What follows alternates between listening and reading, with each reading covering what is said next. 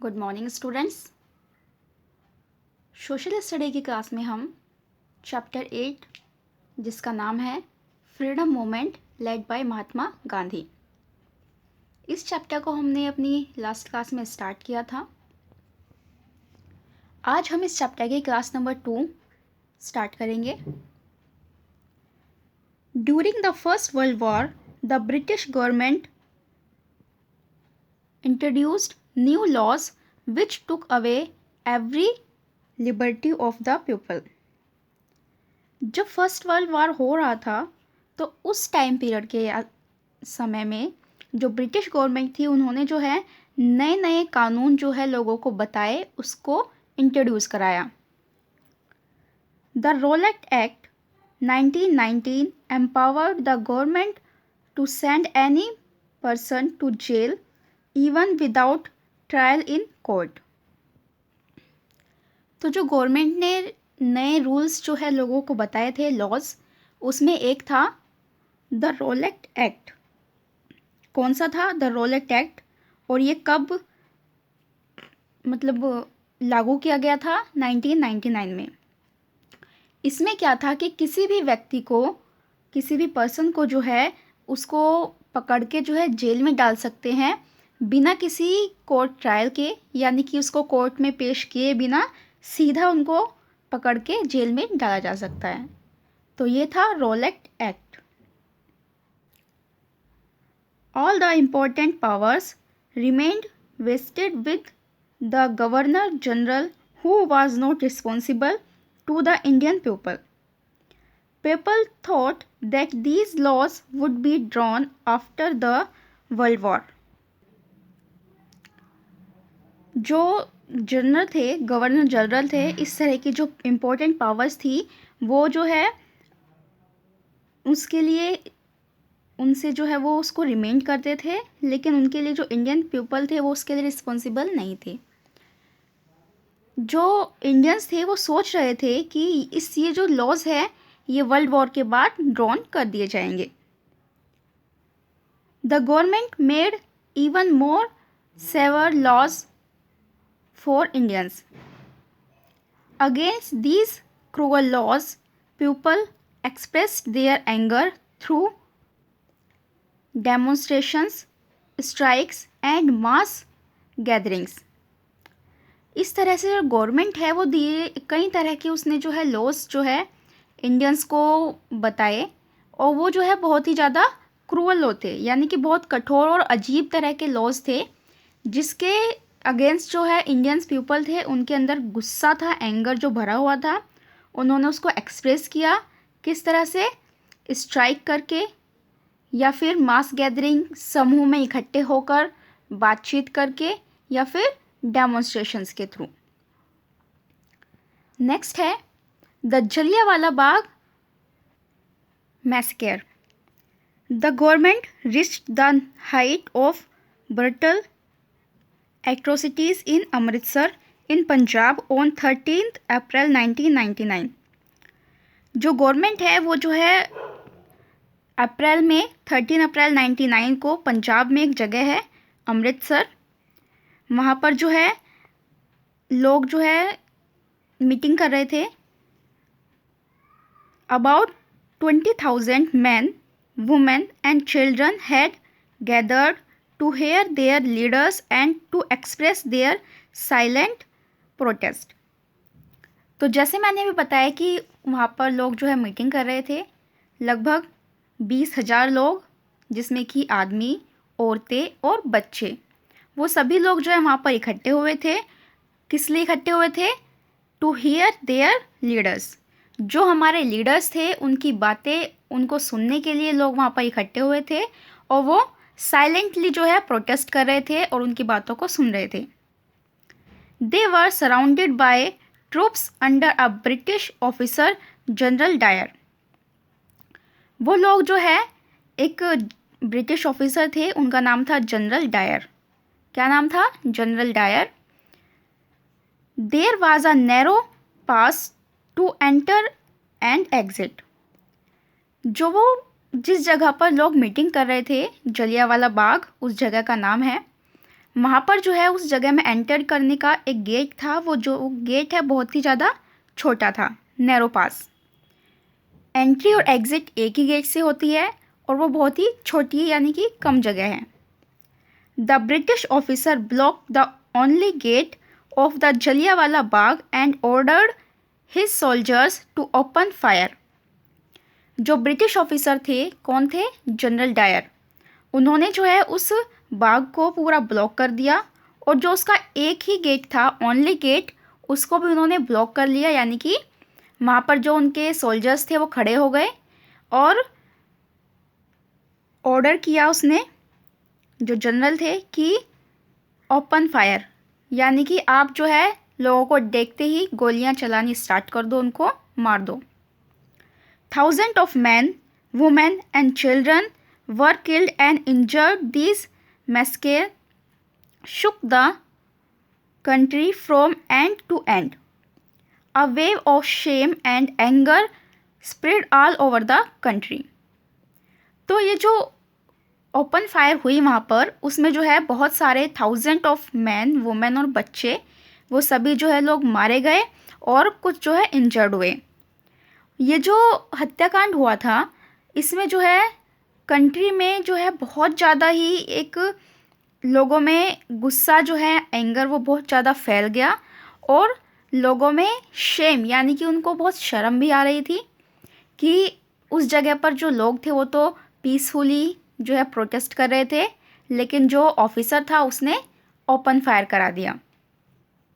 तो ये था जलियांवाला बाग हत्याकांड।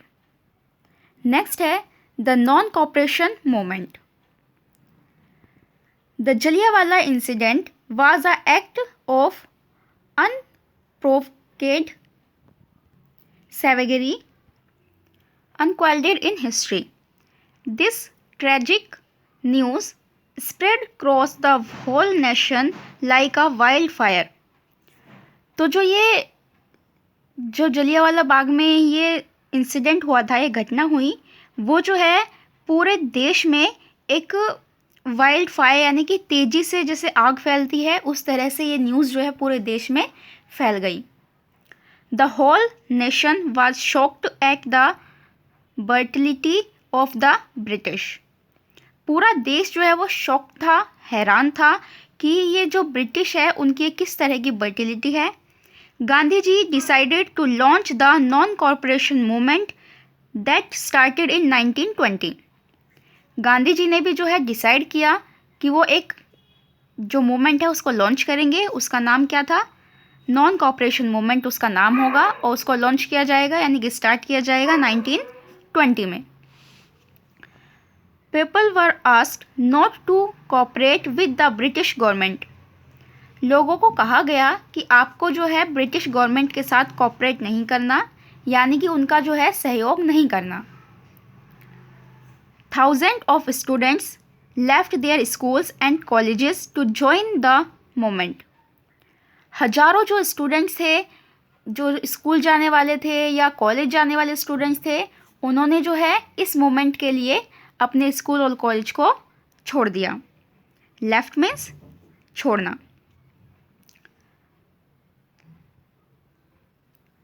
Leading lawyers like Motilal Nehru and C.R. Das boycotted the courts.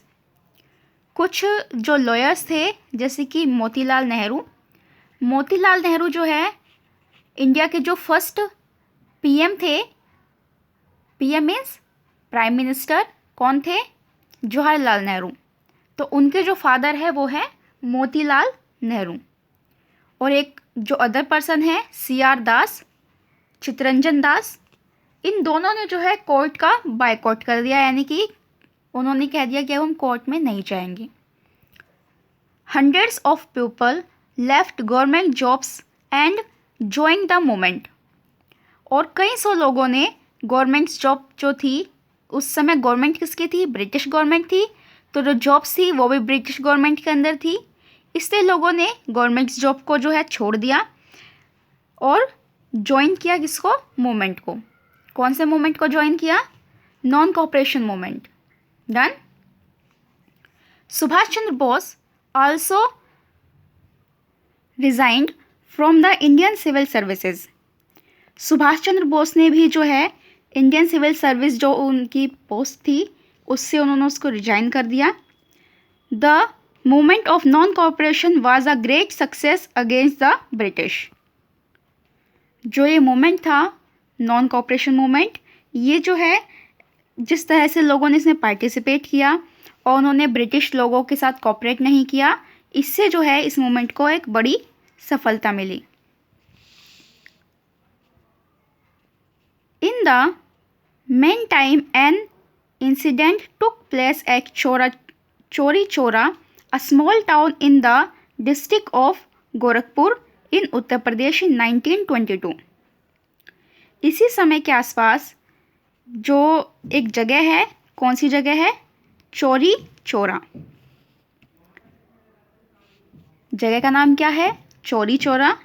ये जो एक छोटा सा टाउन है, छोटा सा गांव है, वहाँ पर एक डिस्ट्रिक्ट है गोरखपुर.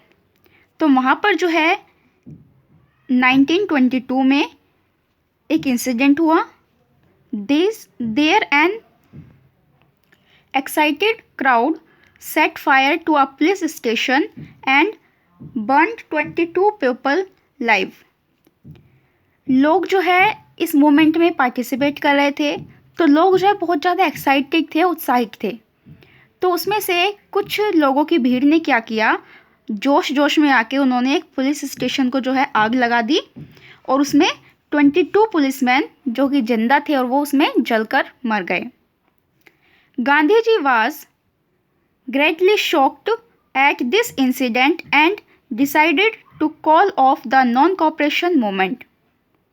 गांधी जी को जब ये न्यूज़ मिली तो बहुत ज़्यादा शॉक्ड हुए और उन्होंने डिसाइड किया कि अब वो इस मूवमेंट को, जो नॉन कोऑपरेशन मूवमेंट चल रहा था, उसको जो है वो बंद कर देंगे. The British government arrested Gandhi ji in 1922. British government ने गांधी जी को जो है अरेस्ट कर लिया 1922 में. He was sent the 6 year imprisonment and confined to the Yerwada central jail in Pune. और गांधी जी को जो है 6 साल के लिए जेल भेज दिया गया. जेल का नाम था येरवाड़ा सेंट्रल जेल और वो कहाँ थी? पुणे में. Later in 1924 he was released unconditionally on the grounds of bad health. और 1924 में जो है गांधी जी को रिलीज़ यानी कि छोड़ दिया गया क्योंकि जो उनकी हेल्थ थी वो बहुत ज़्यादा ख़राब हो गई थी. आज की क्लास में हम इतना ही करते हैं.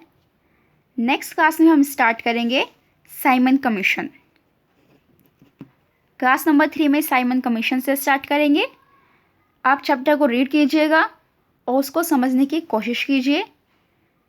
स्टूडेंट्स, आप डेली जो क्वेश्चन आंसर है और बुक वर्क है उनको लर्न कीजिए ताकि आपको एग्ज़ाम में प्रॉब्लम ना हो.